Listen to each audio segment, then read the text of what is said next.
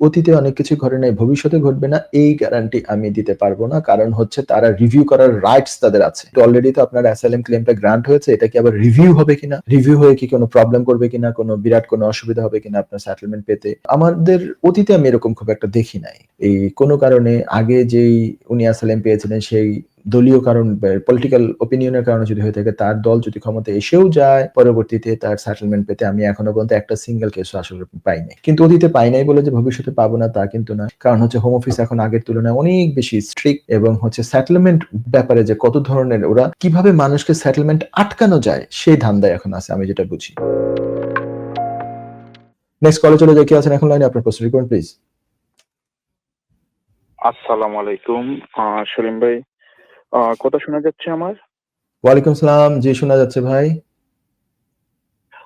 জি, প্রথমত আমরা যারা ইমিগ্রেন্ট আছি এই দেশে, আমরা আসলে আপনাদের এই যে প্রোগ্রামের মাধ্যমে ইজিলি ইনফরমেশন গ্যাদার করতে পারতেছি। আর স্পেশালি আপনি যেভাবে প্রত্যেকটা আনসার স্ক্রুটিনাইজ করে সুন্দরভাবে আমাদেরকে বুঝিয়ে বলেন, তো এটার জন্য অনেক কৃতজ্ঞ। আল্লাহ আপনার মঙ্গল করুক। ধন্যবাদ ভাই, it's my pleasure, thank you. আর এখন আমি আমার কোয়েকশনে চলে যাচ্ছি সেলিম ভাই। আমার লাস্ট ইয়ার জুনে আমার অ্যাসাইলামটা গ্রান্ট হয়েছিল আপনার এই যে আপিলের রিভিউ স্টেজ থেকে ফার্স্ট ট্রাইব্যুনাল, জি ইন্টারিম গভর্নমেন্টের সময় আর কি। তো আমি আমার আপিলে থাকা অবস্থায় আমি মানে এই দেশে বিয়ে করেছিলাম। আমার ওয়াইফও বর্তমানে রিফিউজি স্ট্যাটাসে আছেন। উনি 2023 সালে ওনার মানে কেস গ্রান্ট হয়েছিল। আর আমার একটা স্টেপ চাইল্ড আছে ব্রিটিশ, মানে ওনার আগের রিলেশনশিপ থেকে আর কি। তো তখন আমি আপিলে থাকা অবস্থায় আমার অ্যাসাইলামের গ্রাউন্ডের সাথে, যেহেতু আমি এই দেশে বিয়ে করেছিলাম, আমার পাশাপাশি উনি এখন এই মুহূর্তে প্রেগনেন্ট। সো আমার ফ্যামিলি লাইফ আর্টিকেল 8 এইটার সাথে মানে অ্যাড করে আমাদের এই যে স্কেলেটন আর্গুমেন্ট, তারপর হচ্ছে আপনার বান্ডলে সবকিছু দেওয়া হয়েছিল আর কি। সো ফাইনালি হোম অফিস আমার অ্যাসাইলামটাই গ্রান্ট করেছিল রিভিউ স্টেজ থেকে। তো আপনার কি অ্যাসাইলাম গ্রান্ট করেছে নাকি আর্টিকেল 8 টা গ্রান্ট করেছে? মানে আপনি 5 বছরের ভিসা পেয়েছেন নাকি 2.5 বছরের ভিসা পেয়েছেন বলেন তো? আমি 5 বছরের রিফিউজি স্ট্যাটাসে আছি বর্তমানে। ওকে, ওকে, হ্যাঁ, গুড। যদি আপনার article 8 ground very very strong ছিল। আমার এনিওয়ে আর্টিকেল 8ও মানে অ্যাড করা হয়েছিল আর কি বুঝেছি, স্কেলেটন বুঝেছি, আর্গুমেন্টে। বুঝেছি, জি, জি, জি, হ্যাঁ। জি, প্রশ্নটা কি আপনি বলেন? আমার অ্যাসাইলামের মূলত গ্রাউন্ডটা ছিল আমি আপনার ওই আমি একজন journalist, media person and public influencer, social media activist. পাশাপাশি আমি আমাদের যে বিএনপির যে কালচারাল অর্গানাইজেশন, আপনার cultural wings of BNP JASAS, আমি জাসাস। একজন মেম্বার হিসেবে ইনভলভ ছিলাম। সো ওই হুম, গ্রাউন্ডে আমার মানে অ্যাসাইলামটা গ্রান্ট করছে হুম। জি, তারপর? ইন্টারিম গভর্নমেন্টের সময়। আমার এখন আমার এটা আপনার প্রশ্নটা কাইন্ডলি আমাকে বলে ফেলেন। জি, হ্যালো। হ্যাঁ, শুনতে পাচ্ছি। বলুন। জি, এখন আমি আমার এই অ্যাসাইলামের গ্রাউন্ডে আমার 5 বছর পরে কি আমি আইএলআর পাবো? না আমার 5 বছর পরে আমার অন্য রুটে যেতে হবে এইটা। আর সেকেন্ড হচ্ছে দেখুন, আপনার এই হুম, আপিলে থাকা অবস্থায় আপনার ওই আমি তো এই দেশে আপনার এই যে সিভিল ম্যারেজ রেজিস্ট্রি করেছিলাম। আমার ওইগুলো সব ডকুমেন্ট আপিলে আমি দিয়েছিলাম। সো আপনার ওই যে যখন আমাকে এই যে 70 ডেইজ এর আপনার ইয়ে দিয়ে দিয়েছিল, আপনার ওই যে কি বলে নোটিশ দিয়ে দিয়েছিল আর কি। জি, হোম অফিসে ইন্টারভিউ নিছে, ইন্টারভিউতে গেছিলাম। যাওয়ার পর ওরা মানে আমাদেরকে বিয়ের পারমিশন দিছে, আমরা বিয়ে করছি। তখন আপনার আমার কোনো ইয়ে ছিল না, আপনার ওই যে বেইল 201 লেটার ছিল না, আমার 3 স্লিপ কন্টিনিউ ছিল। এই ইমিগ্রেশন অফিসার আমাকে বেইল 201 লেটার ইস্যু করে দিছিল আর কি 1-1.5 মাস পর ইন্টারভিউ। বলছিল যে তুমি রিপোর্টিং এ আসার জন্য, রিপোর্টিং এ আসলে ভালো হবে। তো বেইল 201 লেটার ইস্যু করার 2 সপ্তাহ পর আমার কেস অ্যাসাইলামটা গ্রান্ট হয়ে গেছিল। সো এই আমি রিসেন্টলি আমার এই যে সার রেকর্ড যেটা আছে, সাবজেক্ট অ্যাক্সেস রিকোয়েস্ট, ওইটা নিয়ে আসছিলাম আমার ইমিগ্রেশন রেকর্ডটা দেখার জন্য। সো ওইখানে দেখলাম যে আমার 3 স্লিপ, আমার আপিলে থাকা অবস্থায় যে 3 স্লিপ কন্টিনিউ ছিল, এর আগে যে 3 স্লিপ কন্টিনিউ ছিল, সবকিছু মেনশন করা আছে। ফাইনালি লাস্টে ওরা ওই যে বেইল 201 লেটার ইস্যু করছে, এইটাও আছে। সো এইটার জন্য পরবর্তীতে আমার ইমিগ্রেশনে কোনো প্রবলেম হবে কিনা ভবিষ্যতে, আপনি এইটাই আর কি। এদেশে আসছিলেন কবে? কত তারিখে ১ম আসেন? আমি এই দেশে আসছিলাম 2021 সালের অক্টোবরে স্টুডেন্ট ভিসায়। আর এখন ভিসা যেটা আছে ৫ বছর শেষ হবে কবে গিয়ে? 25 এই যে যদি হয়ে থাকে 30 এ। শুনে 30 জুনে, তাই না?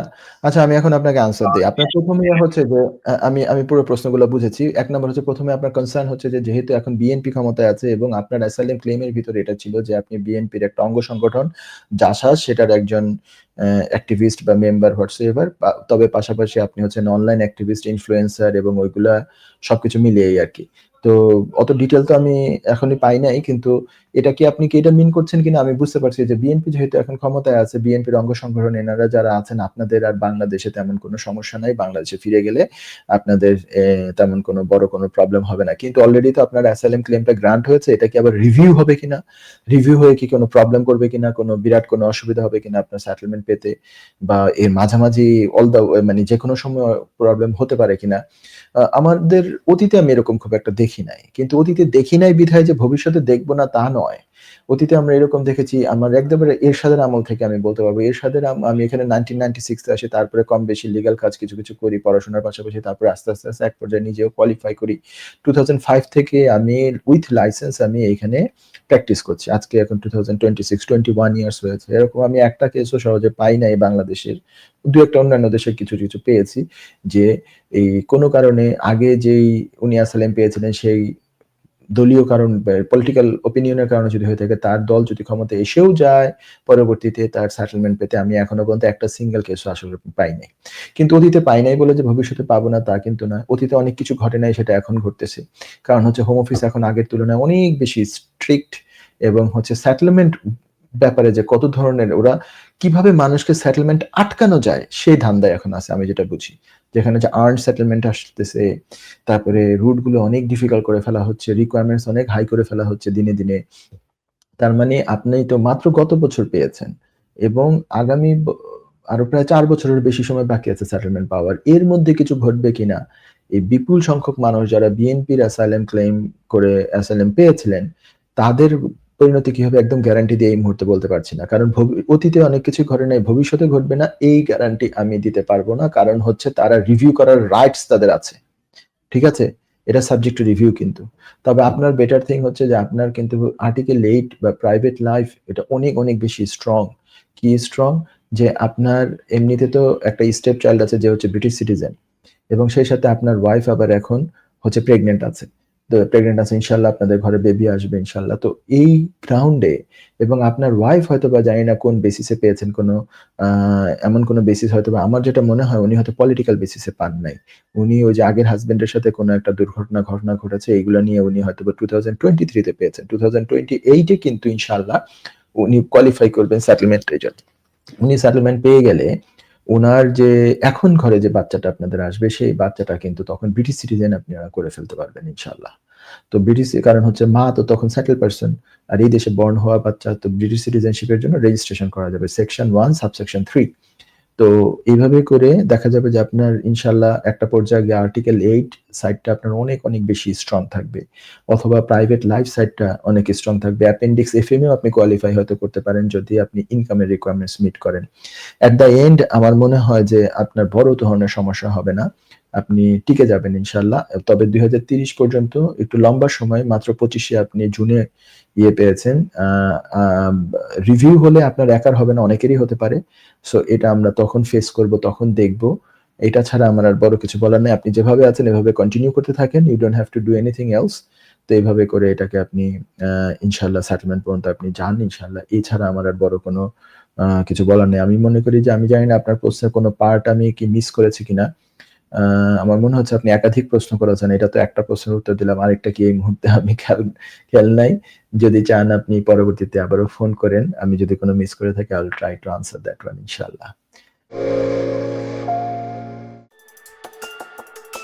যুক্তরাজ্যের ভিজিটর ভিসা নিয়ে দুশ্চিন্তা? আপনার আত্মীয় বা বন্ধুর ইউকে ভিজিটর ভিসা রিফিউজড হয়েছে? আপনি কি জানেন হোম অফিসের এই সিদ্ধান্তের বিরুদ্ধে জুডিশিয়াল রিভিউ করা যেতে পারে?